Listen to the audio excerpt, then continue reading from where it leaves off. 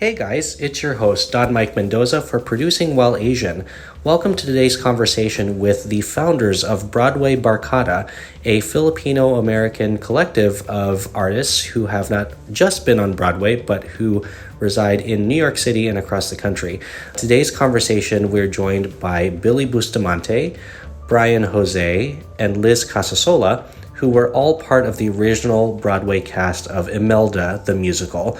And today they tell us about how they founded the group and what their future plans are and how we're all connected in this greater community that we are in. So I hope you enjoyed the conversation and welcome to Producing While Asian. Grateful, grateful, truly grateful I am.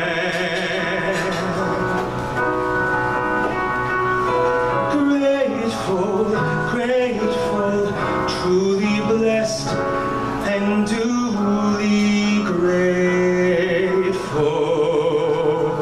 So hi everybody, welcome to Producing While Asian. It's so wonderful to have you here with us. How's everyone today? We're great. Doing great, thanks. Good to see you, Don. Awesome. Good.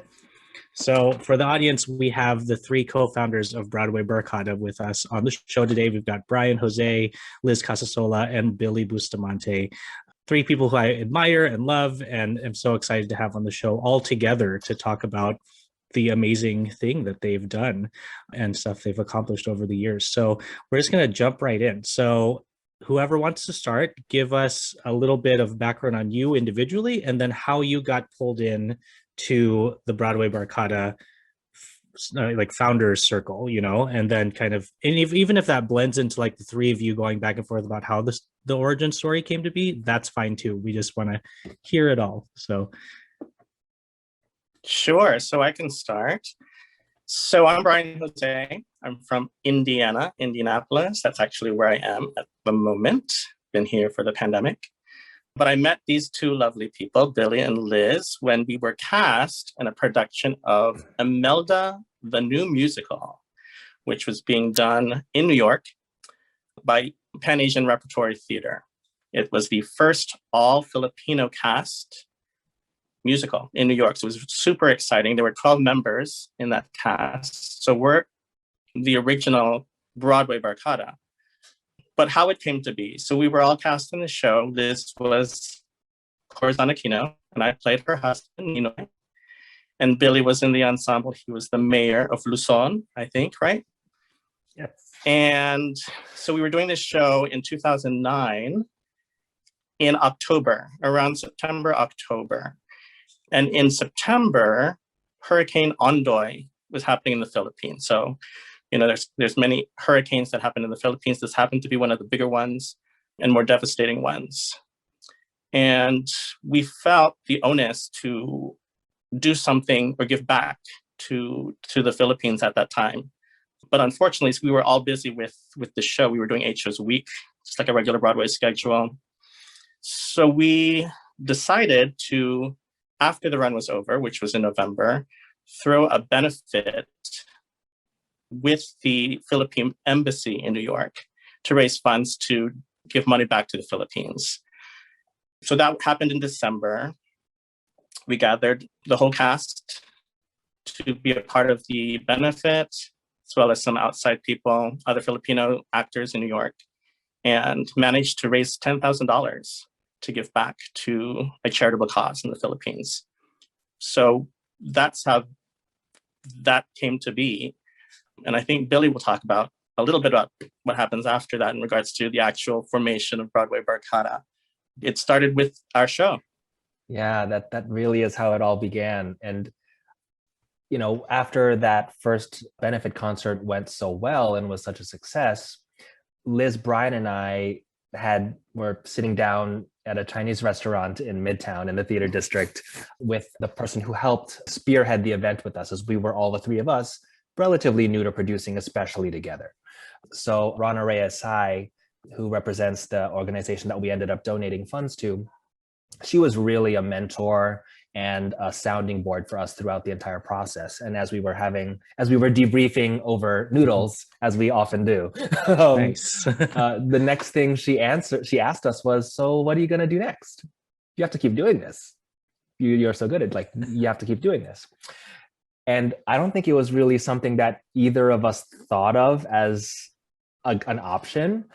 But when we started thinking more about it, we realized how useful we felt. And we also recognized how good it felt to keep the spirit of community, of Filipino theater community going, especially after our show Imelda had closed. So we decided to, okay, maybe this is something we can keep doing. Maybe we can do another benefit concert and then another one. So as we opened up that idea, then the next question came from Rona, who comes with all the great questions, obviously. What are you going to call yourselves? So again, we looked to each other, and after some brainstorming, we came up with the idea of calling ourselves the Broadway Barkada. And that was really the beginning. You know, we started off as 12 members, the cast of Imelda, and now we've grown to over 100. And we've been producing events and concerts and benefits and philanthropic initiatives ever since 2009. That's so cool. And I love that.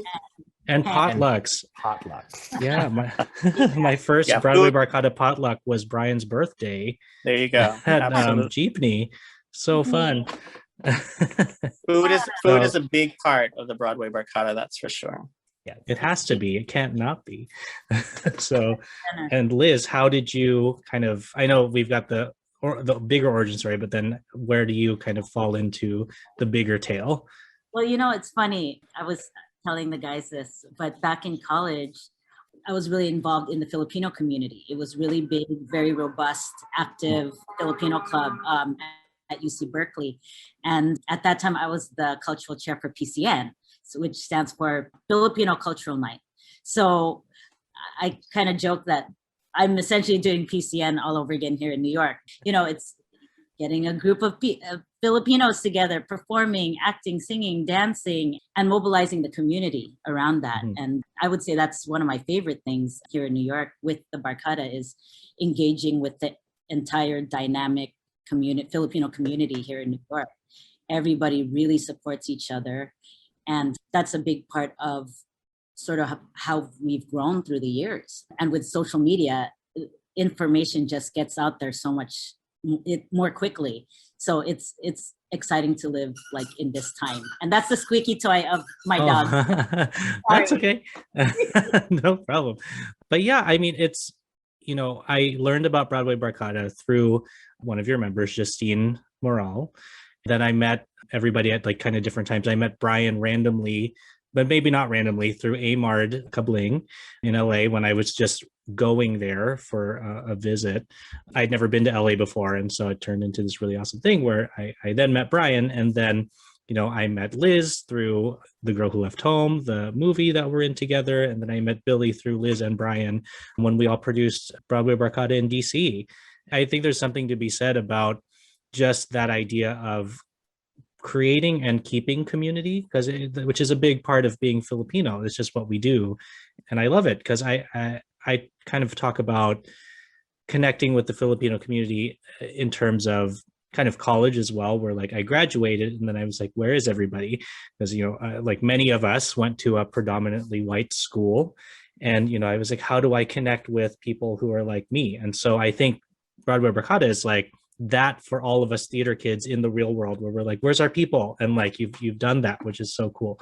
So the question I ask every guest is, and feel free to answer this individually or together, but it's on a scale of 1 to producer, where do you find yourself? Because like many guests on the show, the three of you have multi-talented skills. So you know the spectrum of what a producer is different. You know, like a music producer is different from a theater producer, and so on. So where do you find yourself on that scale, and kind of why, or why not? Like clearly you are, but I'm going to let you answer the question. I can go first. I would say that I'm a 5 out of a scale of 1 to producer.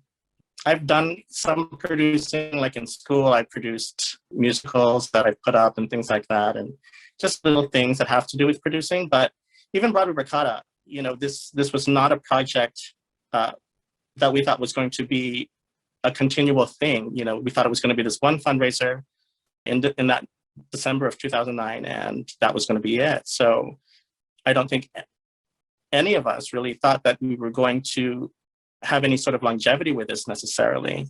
But because of the need in our community, because of, you know, everyone wanting us to do a show or do a benefit or, you know, perform in their fundraiser, that sort of thing, we've kind of become this organization that has now existed over 10 years, which is kind of amazing. So I think we're all kind of still learning the ropes in regards to being a producer. I don't think any of us really went to school for it per se. We've just learned along the lines with each production that we've done. But I'm happy to wear that hat, quite honestly.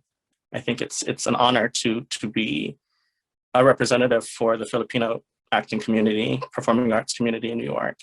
And I look forward to more things. You know, we've managed to do yearly shows and take our shows to different cities, and do dance shows and do music videos. That was a new thing in this pandemic. But it's an exciting world to be a part of. So a 5, because there's a lot more to learn.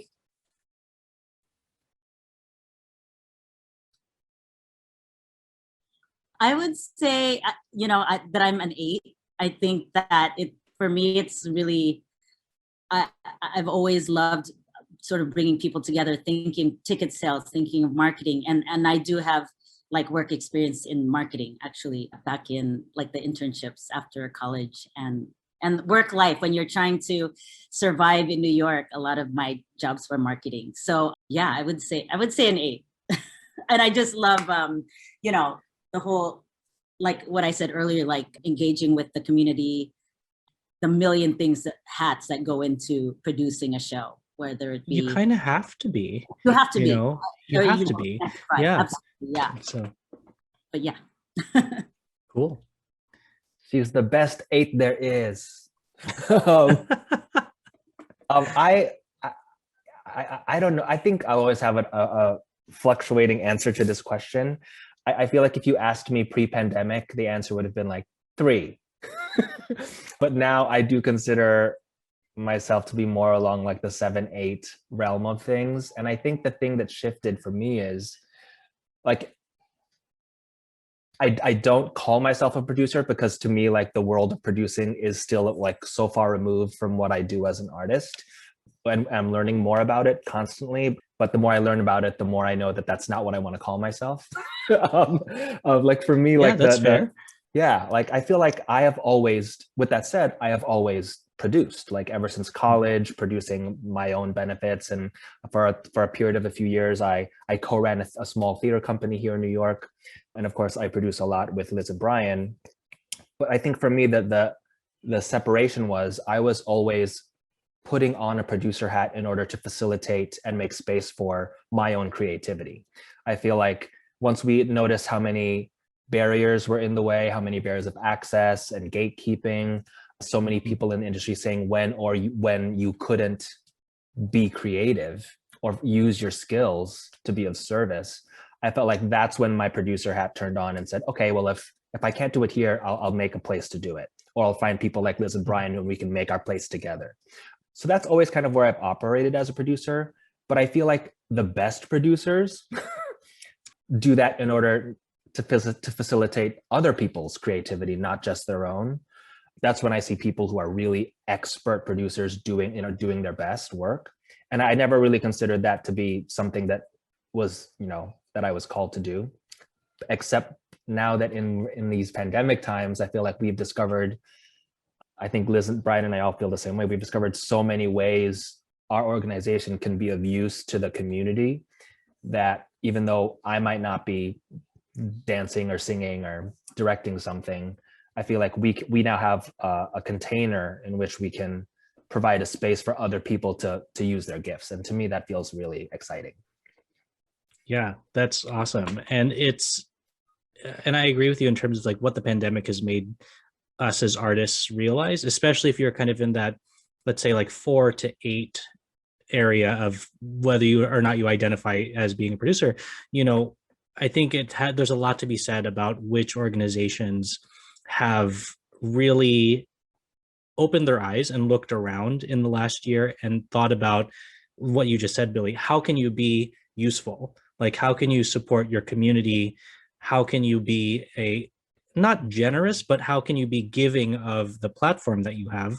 Because if you've, and I'm not going to say if you've done it right, because there's no right or wrong, but if you've done well at kind of getting out there and contributing to the bigger industry, people will look to you for leadership, and they will look to you for that kind of space.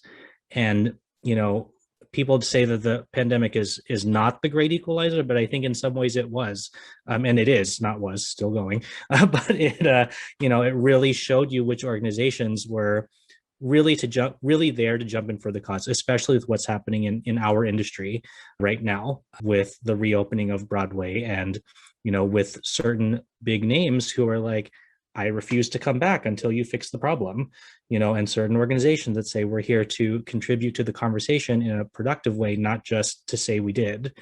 So, with Latido and my organization, we've kind of shifted the same way. We've taken 2021 off to support other people and be there for other bigger projects, just because while yes, our voice is important, we think contributing to the bigger voice is more important.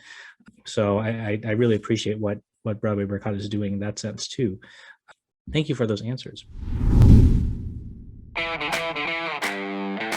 You've been pining, you've been waiting for Reggae and Rhoda to get back together. We got you. Press Play Podcast. We're ready to go. We're going to have our podcast with everything that you want. Browns, Cavaliers, Indians, Ohio State, the national scene. Kenny Rhoda, Michael Reggae back together again. Make sure you keep your ears open. It's happening right here on Press Play Podcast. See you then. We are descended from a long, strong line of women.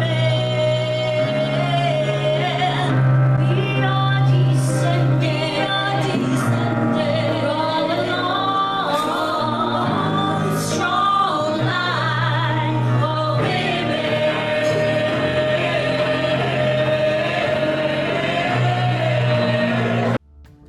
Hi, I'm Liz Casasola. Hi there, I'm Brian Jose. Hi there, I'm Billy Bustamante, and we are Broadway Barkada, and you are watching Producing While Asian. In terms of Broadway Barkada's direction, and given what we've all collectively experienced, where do you see the organization kind of moving toward next in the greater journey that we're all going through? Is it going to be more socially activist, or is it going to be more kind of bringing in more entertainment because people just need to be uplifted in this time of just like great struggle, or both? Where do you guys see what's next for the three of you and everybody in the group?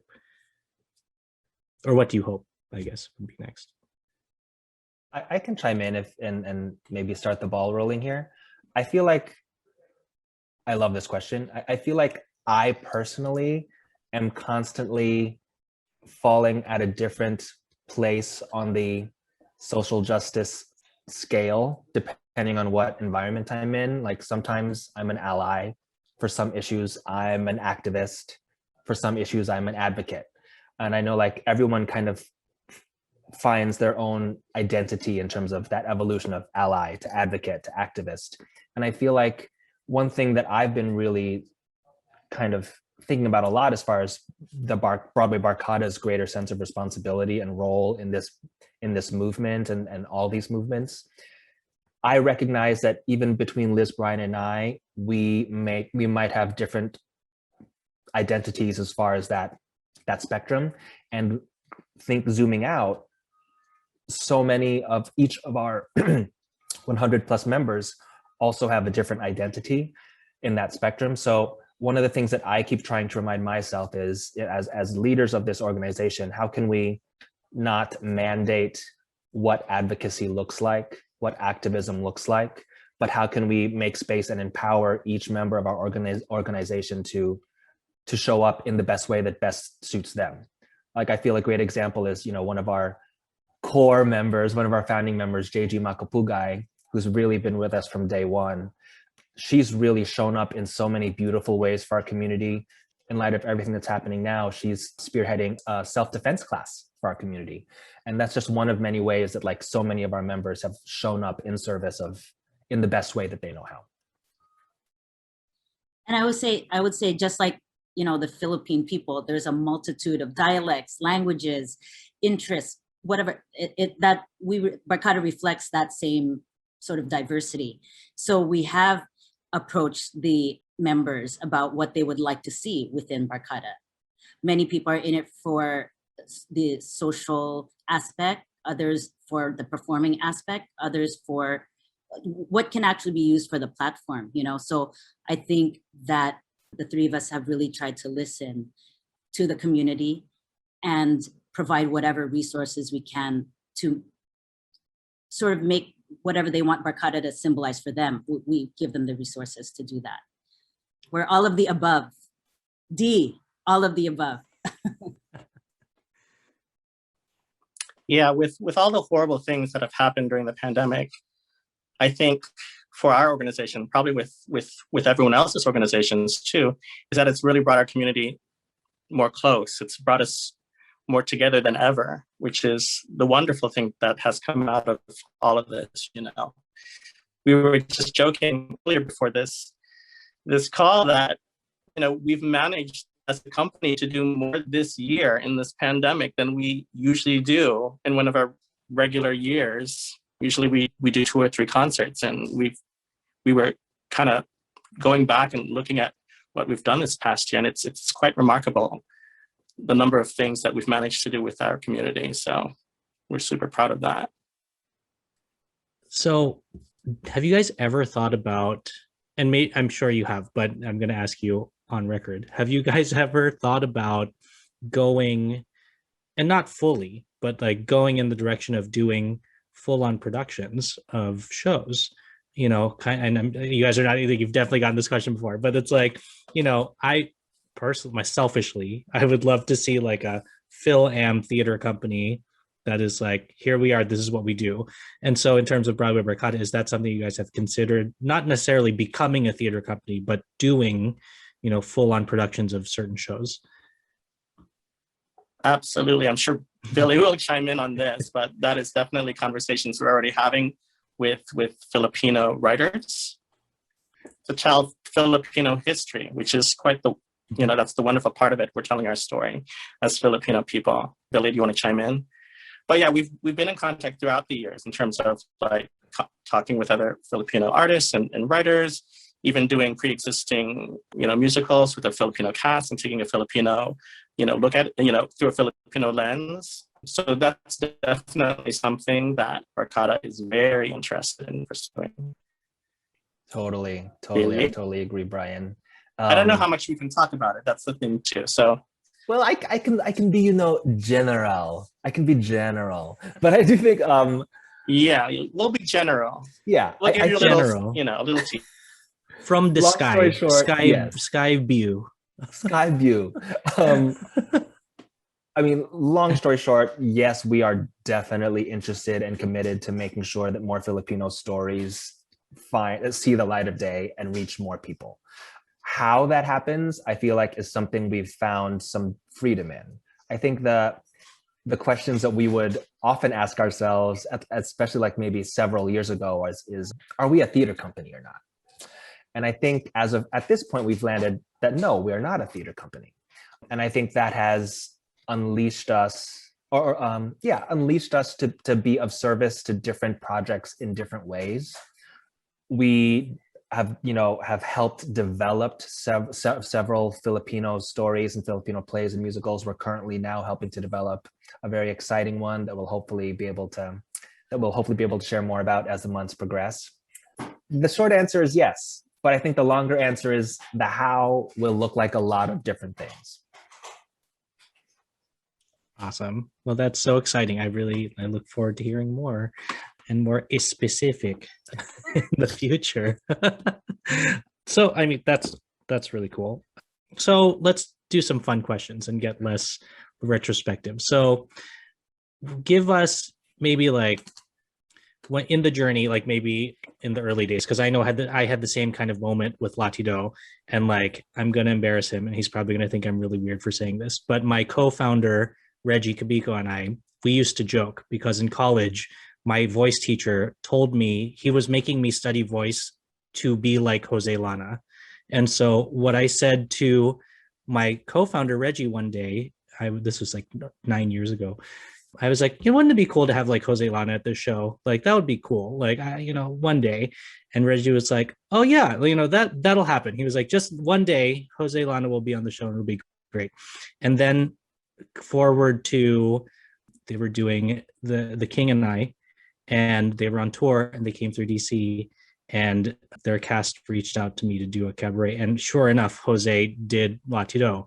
And I was like a mess. I was like, oh my God, like this is it. And so why I tell that story is for you guys, when did you have that moment? So for me, that was my moment of like, this is Latido. This is what we do. We bring in people and we, set a goal, and hopefully one day it comes true. But it really was for what we started. And Reggie and I, we wanted to highlight Asian people, but also people of color, underrepresented, LGBTQ plus.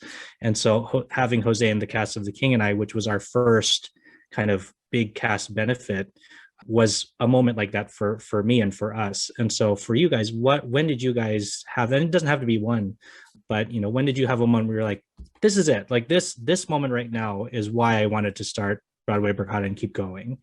You can get sentimental, that's fine. Oh my gosh. Do you want me to go first? I'll go first because I feel like we all have an answer for this. But Yeah. And I'm going rogue. I'm changing mine. Give me all the answers. So I love hearing you talking about. I know I might change mine too. Yeah. Hearing you talk about the Jose Lana full circle moment, to me, it points to someone who I feel like we can all point to as someone who's helped us find a place in our industry, and that's Lea Salonga. I mean, like it goes without saying, if she did not exist, I don't know that any of us would be in the industry in the way we are. And I know it's personally for me, she was a big person to point to say like, yes, there's a place for me here. So this was not actually a Broadway Barkada event, but this was an event filled with Broadway Barkada members. And it was our friend, collaborator, Victor Lirio, created an all Filipino gala event, and I want to say 2011, Liz, maybe, called Sweets by Sondheim. And it was the first ever, every Filipino theater artist imaginable descended into New York City, and we filled the stage at Alice Tully Hall in Lincoln Center, and we delivered an evening of Sondheim, and it was so amazing. Cool. So you had everyone from Filipino Broadway vets to like our generation, who at the time were like the up and coming generation of Filipino theater artists. So obviously Lea was the headliner, and there came a point in this. Who? Who's that? I don't know her. There came a point in the show where all of the Barkada members had a special number. We all got to sing. We all gathered on stage to sing Our Time from Merrily We Roll Along. Very on brand. Oh yeah. And the next thing to happen was Lea Salonga's first set. So I remember this vivid moment. I don't know. I feel like I was holding Liz's hand. I was holding Liz and JG's hand. But after we finished singing Our Time, we cleared out and rushed to the wings, as we're supposed to do. Lea came on, and I remember all of us just hugging each other in the wings, watching Lea sing, and just realizing like this was happening. And like the person that for me, this was my first time sharing the space with her. So like, yeah, to be there watching her in the same room, in the same iconic theater, holding my friends so close, like my current collaborator so close to me, that was such a special moment. And now I feel like the thing that really, as far as demonstrates Barkada's ongoing moment like that is, for me, we have an ongoing dance series called Lumipad, which in Tagalog means to fly. And it's our yearly showcase of all things dance and all the ways Filipino artists contribute to that art form. It's great, so we have Lea coming to that as an audience member, which is so cool. So to me, that feels like a really nice full circle moment, and a way that we can like check in with our members and see the circle consistently grow from year to year. Very cool. I also really appreciate what I appreciate about Leia is that she is always so generous with our community. She always loves to be participate, give back. So she's awesome. I really hope to get to know her one day. I've met her awkwardly once where Reggie like shoved me in front of her and was like a tita, and he was like, take a picture with her. And like, it was really, really awkward. It was like 2014 when they did the Typhoon Yolanda benefit in DC. Latido was like a marketing partner for that. And so I met her then, and then I like met her at once on this island, but I hope to get to know her like that one day. That's cool. So sorry, Liz, go ahead. Oh, well, I have a couple, sorry, because it's been, No, that's great. Holy cow. Kwentuhan, that's what this is. Yeah, Kwentuhan. Oh, I love that. So Barkada does this like homecoming series where we've gone to different cities, right? DC being one of them. We produced it with you. DC, Yes. Seattle. But it's also the person who kind of hosts it is the one that is from that city. So like Billy was the homecoming host of DC. We've been in Seattle, Houston, and LA. And the Los Angeles show was so emotional for me. I was a bawling mess because that's where I'm from. And it was sort of this also full circle moment of, that's where the dreams were born. Seeing my dad there in the audience, he had recently had a stroke. So it was very emotional, like seeing the people that I love the most, my best friends, on that same stage with all of us. It was an emotional night. We were raising funds for the Phil Vets. So it was just this. And Billy, you were performing Soft Power in LA. So we were also coming off watching Soft Power there, which all Asian Nice. show, right? So Yeah. incredibly empowering Asian weekend that was. And that's what we want to see. We want to see more stories about us, So I would say the LA homecoming concert was very emotional for me and a highlight. And then we were also in DC at the White House. And that also, when you think back on our parents sacrificing everything to come to the United States, to be representing at the White House, it was the Asian Pacific group for Obama's last year in office. Oh my gosh, that's incredible. So it was the Filipino-American leaders from around the nation coming together to sort of discuss the issues affecting our community and what we can do about it. We got to perform as well and just hear all the different issues, meet all these people from around the nation. That was an incredible weekend for sure. Those are my two, but there's a million more. Those are awesome. I love that. Those are all so good. Just a note on the White House. Remember when we all, I forget how many people there were hundreds, but we all just started chanting Brown House, Brown House, Brown House, Brown House.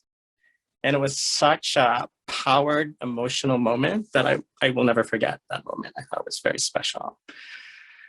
I have a couple as well. In regards to Barkada's history, I think back on our first, I think it was So This Is Love. And this was before we started doing shows in traditional theaters or cabaret spaces and whatnot. We actually did this show in Liz's rec room in her apartment building. So we rented out the room for the day and spent the whole day like decorating and putting it all together and like the seats and like just every single detail that you have to do as an early producer, setting up the bar, etc. But that to me stands out as such a special night because it was very much on brand for us. It was us. Like, we like doing those sort of bar cabaret room spaces and legit theater spaces.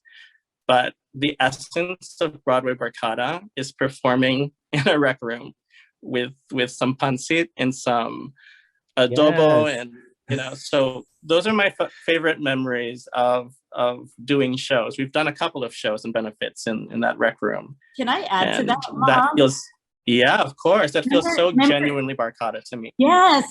Thank you for reminding me about that night because I had a tidbit about that because,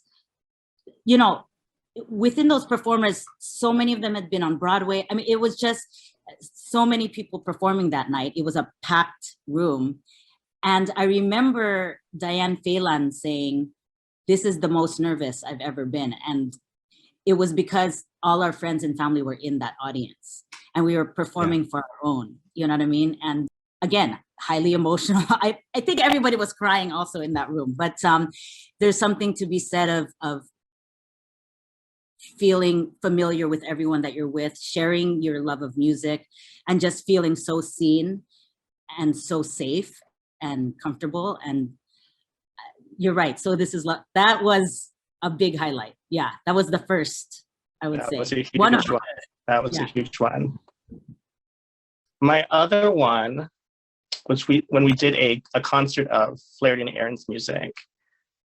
So we had wanted to do a production of Once on This Island, talking about producing musicals. We wanted to produce a production of Once on This Island with a Filipino cast in collaboration with Stephen Flaherty and Lynn Ahrens in regards to rewriting it to be more reflective of the Philippines. So we were in the works and talks with them to do that. Obviously that fell through because there were bigger producers who wanted to bring it to Broadway, a revival. So we didn't get the rights to do that, unfortunately. Doesn't mean the But dream's we not ended dead, up- though. Dream is not dead. It's not. Dream's not dead, though. It can happen.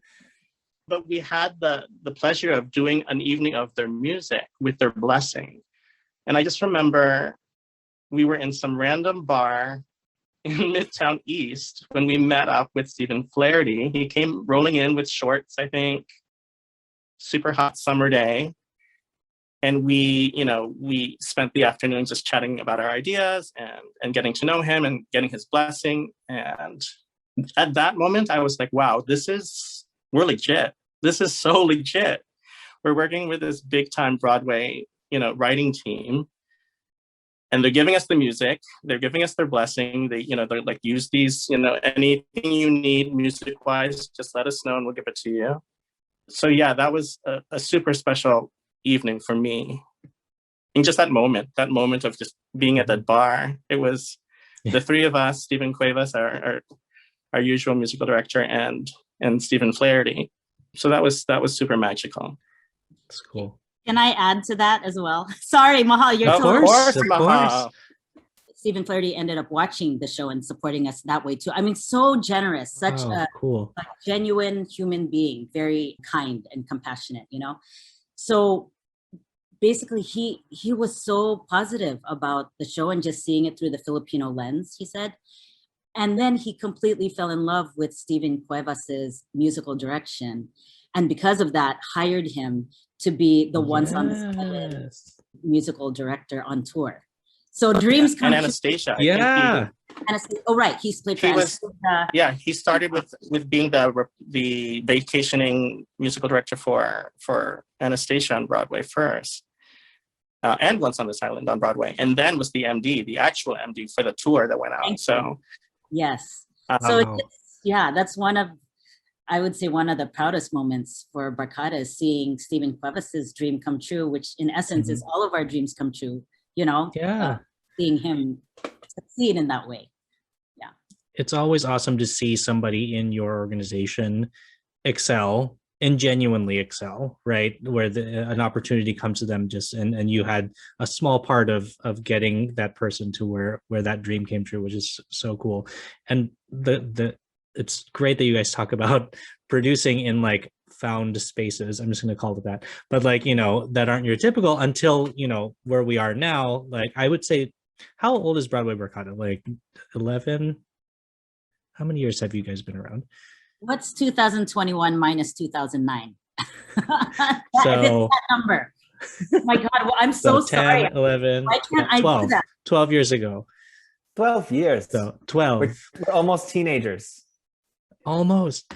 So Latido came along only 3 years after you. So we were 2012. And so to hear other organization founders / producers talk about, producing, like doing everything yourselves, like Latido started in a basement. Like we were in the basement bar, like owned by Russ Win Francisco, called Black Fox Lounge. It sat like 30 people, and like there were real candles, so we'd be careful not to burn down the building. And like, it was this tiny little cave. And now we're like, I would say for us, like another moment for me was when we got asked to do Millennium Stage. And I was like, we're at the Kennedy Center. Like we're at the Kennedy Center, and we were on the other side of this circle in DC in a basement at that point, like 7 years prior. And so it's really great to hear kind of the journey story of like, we started here, but now we're here, and we can look back on, putting things together and setting up the bar ourselves. And now we have people that want to do that for us because, we've accomplished so much, which is really, really great. Want to hear more about your favorite TV shows and movies that are on countless streaming services? Then listen to Up Next with your new favorite hosts, me, Kristen Aviles. And me, Christina Walter. Every other week, we'll highlight one genre, but 2 movies or TV shows, one old and one new. We'll let you know what's hot and what's not from your favorite or least favorite streaming services. And be sure to stay tuned to the end of each episode where we shout out an artist whose name you should know for their talent in the industry. So follow us to stay up to date with your favorite hosts from Up Next, a part of the Press Play Podcast Network. Hey there, this is Brent Spillin, co-host of a Swingin' a Tribe MLB podcast. Listen, we're just a couple of fans who love to talk everything Cleveland Indians baseball. If you're a fan like us, then this is the podcast for you. Go Tribe.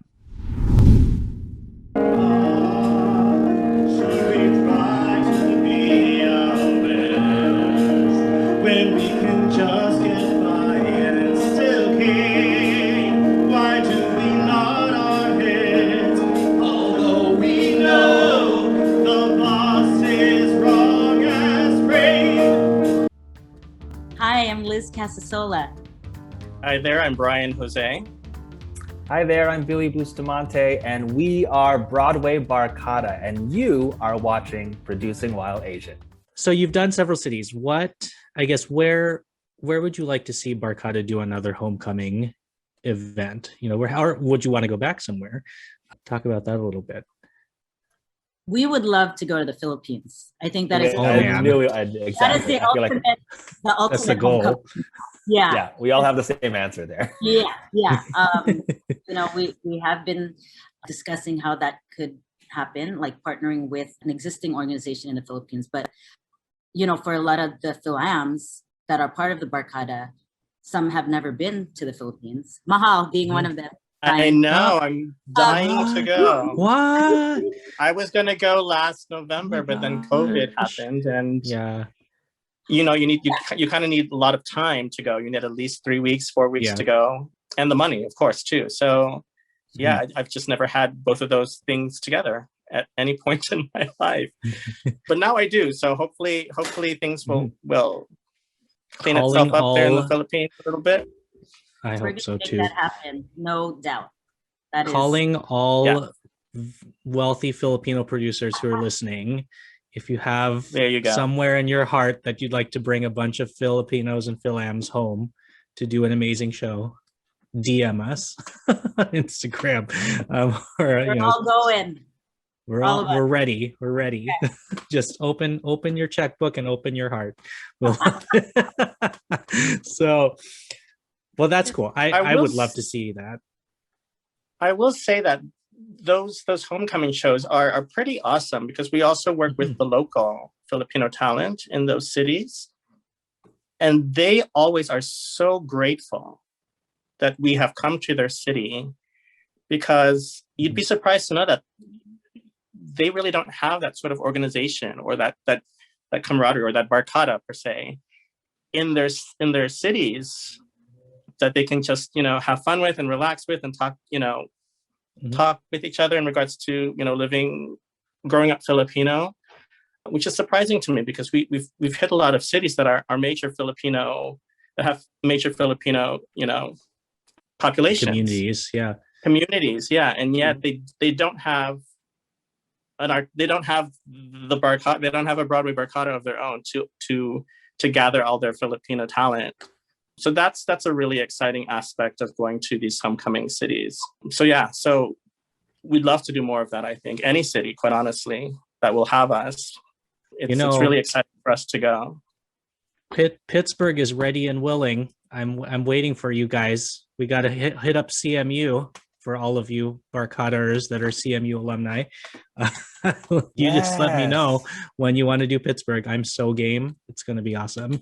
Because Pittsburgh is dying for that. And there's like a secret Filipino community here that it's small enough that everyone knows each other, but there are people in that organization or that community that have either done theater or went to school in New York or are doing theater with like the Pittsburgh CLO and you're here doing professional theater and are Filipino. And they're like, yeah, I wish there was some kind of Filipino thing here. And so I'm just going to put that seed out there. When you want to come to Pittsburgh, when it's all safe, we're waiting for you. So we'll talk about that later. So speaking Awesome. of... Yeah, we'll accept. Yay, it's official. It's in the episode. Michael, you heard that. We'll make it happen for sure. So speaking of young people, now this is my question that's very like interviewee, but I feel it's really valuable, especially for people that are listening to the show that are looking for tidbits of knowledge, So in your experiences and given, I don't want to be super general, but like given what you've learned let's just talk about the Barkada journey. For somebody that's out there listening, and they don't have to be Filipino, they can be AAPI, that want to go down this path.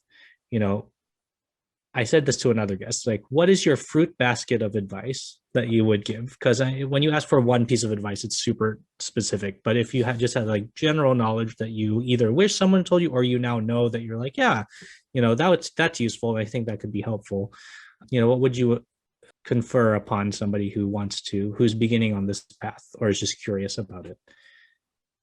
Sure. I have a couple of things. So I think for any beginning producer, you want to find your crew. You want to find people that you quite honestly love to work with, because you'll be spending lots of time with them. You don't always have to get along, but you have to really enjoy their company and be able to jive with each other. I think that's key, because it's a lot of hard work, especially at the beginning when you're producing. There are going to be disagreements and there are going to be arguments and things like that. And you have to be so solid in those relationships with those people to make it work. The second thing, I think, is to have a very clear and concise mission, because that makes all the decision making super easy. I'll hand it over to Billy so he can tell you a little bit about our mission statement. But if you clear everything through that, I think it makes decision making so much easier. Totally, Brian. Yeah, like Liz, Brian, and I have spent a long night trying to come up with our mission back when we were like trying to fine tune our mission statement. And we landed on something that has really been our North Star with anything we do. Our mission is simply to create a community for Filipino theater artists that cultivates our talents, educates our audiences, and elevates our global impact. And being able to take an idea, a mission like that, and be able to hold it up to any opportunity that comes our way, it just becomes so much easier to find the opportunities that are meant for us as an organization. So I completely agree with Brian. Like, I think with any organization, but also with each individual artist who in itself, each of us in our own selves are our own nonprofit organization, like having a clear mission, having a clear sense of why you do what you do is so important. I think the only thing I'll add is, again, we've all learned so much this year. And I think one thing that we've learned as the Barkada is that often as Asian American theater artists, we were expected, or out of necessity even, or forced to separate our art from our advocacy, or separate our art from our politics and how we showed up in the world. And I think I'm realizing now that we no longer have that luxury. That is a privilege that no artist of color has anymore. And whenever we step on a stage or create an opportunity, it is an act of activism. So being able to like acknowledge that potential and use it, I think is something that this younger generation is uniquely qualified and set up to do. And Don Mike, you already mentioned this, but the power of starting small, you know what I mean? Like Yes. you don't have to have that first event at Lincoln Center, you know? Yeah. It really starts small, and working with the resources that you have, and also not being afraid to ask for help. Yes. And reaching out to the community, you know, asking for help. That's a biggie. Yeah. Using resources that you have. And then also knowing that within every production, something always goes terribly wrong. Which not terribly, but something goes unexpected, whether the piano is not there for the show, whatever it is, that has happened. What? No. Oh, The piano came, but we had to wait for the piano. You just have to roll with the punches and be like, that's showbiz, you know? Just breathe. Just breathe. Just bread. Just bread. She cannot bread. Just bread. She cannot bread. I have to throw in one final thing. Yeah. I have to throw in one final thing, and it's totally a page out of Liz's book. You know, whenever we have an event or a concert or benefit, we always circle up before. We hold hands, we look at each other in the eye, we kind of gather for a moment of community. And one thing that I've always loved about Liz, who I consider to be like the heart of our organization, like she was always the first one to remind us that we are here because we love each other, and we're doing this because of love, and to lead with that love unapologetically. I think that's one of the things that I love most about Liz as a human. And I feel like it really seeps its way into like the fabric, the DNA of the Barkada. Wow. Yeah, it's do you have tissues next to you just in case? It's it's funny, Billy, that you say the phrase "lead with love," because one of my other guests also mentioned that, and I think it's very important, especially with our community and what we're trying to portray to the world, and the community that we're trying to build, whether it's across your city, across your state, country, whichever. You know, I think that kind of connects back to what I was saying about organizations that are surviving this pandemic in terms of contributing. It's those organizations and people that are leading with love are the ones that are surviving past this period and into the future, because they're willing to be supportive as well as accomplish, not just accomplish and not support. And so it's just super important. And so my second to last question for you guys is, in addition to Barkada, what have you guys been up to individually? Like what has been like setting you on fire and being like, this is what I want to do, in addition to what I'm doing with Barkada and all that. So anyone can start. No one wants to start. Everyone's like, my project is a secret. I'll go quickly. The thing that's kept the majority of my artistic practice over pandemic has been as an educator. I'm on faculty at a professional theater training school called the Jen Waldman Studio, jenwaldman.com. Check us out. Ever since the pandemic started, ever since lockdown started, we have been maintaining an affordable online space for purpose-driven artists to train and to once again meet their art with how they want to show up in the world. And to me, that's been really educational for me to like teach me more about the kind of artist I want to be. That's where I've been seeing that in practice the most. Nice. Are we going to talk about what's happening? I've been a monk. Oh, go ahead, Mom. We can, I suppose. Personally, I've just been a monk. I've been really taking That's the time to rest. I think that was a thing that we were all supposed to do, quite honestly, and to just stop moving for a minute. I know a lot of people had difficulty with that. They're like, I've got to do something creative, or I've got to draw, or I've got to make this, or I've got to make a video, or I've got to teach, or I've got to no. I took that to heart, to rest, and I've slept a lot, and I've thought a lot. But I think that has done me as an artist much good for the long haul. I did do the second. I don't know I think most artists are familiar with the artist way, which is an amazing journey Yep. for an artist to rediscover their creativity and their inspiration. I did the second book in that series, Walking in This World is what it's called. So I did a lot of walking and artist dates and journaling and all that sort of stuff. So, and of course, we've produced a couple of things Barkada has in this past year too. So I'm very proud of those artistic endeavors. Are we going to talk about June? What? Yeah. I mean, it's out there. I Is it not? suppose. Yeah. It's out. It will be out there. Yes. So yeah. Well, a big it's part of what August. we've been doing. Well, It's August It's right August. now. So. That's the thing. So Yeah. it has happened, and hopefully will happen again.